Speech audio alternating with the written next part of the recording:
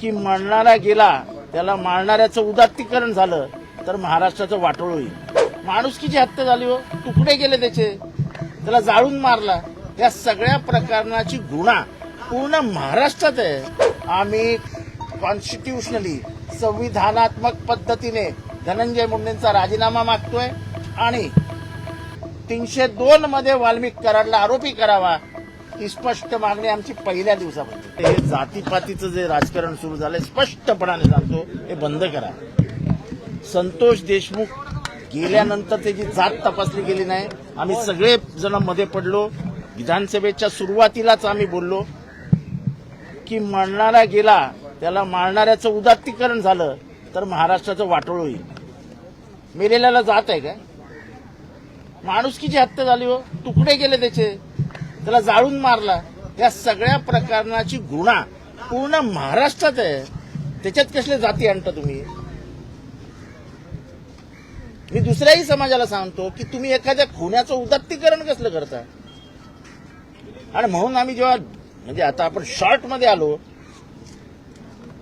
त्याच्या मागे judicial inquiry घेण्याचं कारण काय होतं, ते ह्याच्या आधी झालेले जेवढे प्रकार आहेत बीडमध्ये तेवढे सगळे उघडकीला आले पाहिजेत.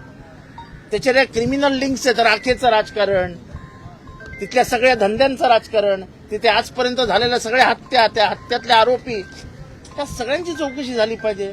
आपण इतके स्वतःला कोंडून घेत आहोत जातीपातीमध्ये की ह्या चौकशीची वाट लागेल, वाट. एकीकडे कायदा हातात घेण्याची जर भाषा होणार असेल तर मग संविधानावरतीचा आपलाच विश्वास नाही असं आपल्याला बोलावं लागेल. आमचं म्हणजे मला माहित नाही, मी यांच्या वतीने बोलतोय, संविधानातली कुठलीही तरतूद बाजूला करून कायदा हातात घेण्याची भाषा योग्य नाही.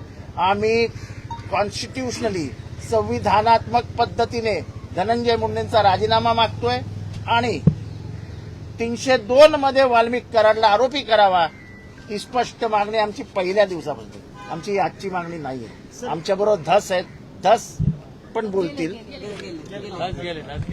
आमच्या सगळ्यांची ही मागणी आहे की 302 मध्ये वाल्मिक कराड आरोपी झाला पाहिजे. ह्याच्या आधी झालेल्या सगळ्या गुन्ह्यांची चौकशी झाली पाहिजे आणि त्याचबरोबर सोमनाथ सूर्यवंशीची झालेली हत्या ही तितकीच गंभीर आहे. ही क्रिमिनल मर्डर आहे, तो इन्स्टिट्यूशनल मर्डर आहे. इन्स्टिट्यूशनल मर्डर झाकू नका, ह्याच्यापुढे पोलिसी राज येईल. संतोष देशमुखच्या हत्या प्रकरणात सर्वात जास्त चूक जर कोणाची असेल तर महाजन नावाच्या अधिकाऱ्याची होती, जी मी विधानसभेत बोलून दाखवलेली. तेव्हा महाजनची बाजू सरकारने घेतली. त्याच महाजनची काल बदली करावी लागली. महाजननी जर अशोक चव्हाणांची अॅट्रॉसिटी घेतली असती तर ते प्रकार झालाच नसता. हाच महाजन बापू अंधळे मर्डर केसमध्ये चौकशी अधिकारी होता. त्यांनी वाल्मिक कराडचं नाव देखील लिहिलेलं नाही, वाल्मिक अण्णा लिहून ठेवलंय. तोच महाजन केजला अधिकारी म्हणून गेला. त्या केजमध्ये अशोक सोनवणे तक्रार करायला गेला, त्याची तक्रार सुद्धा घेतली नाही. म्हणजे याचा मूळ कुठे जातो तर त्या महाजन साहेबांच्या हातात जातो. आजकाल त्या महाजनची बदली केली. असं उशिरा उशिरा उशिरा सरकारला शहाणपण सुचतंय. अजून ज्युडिशियल मध्ये जज कोण आहे? अधिवेशनाला संपूर्ण महिला व्हायला आला, अजून जजचं नाव येत नाहीये बाहेर.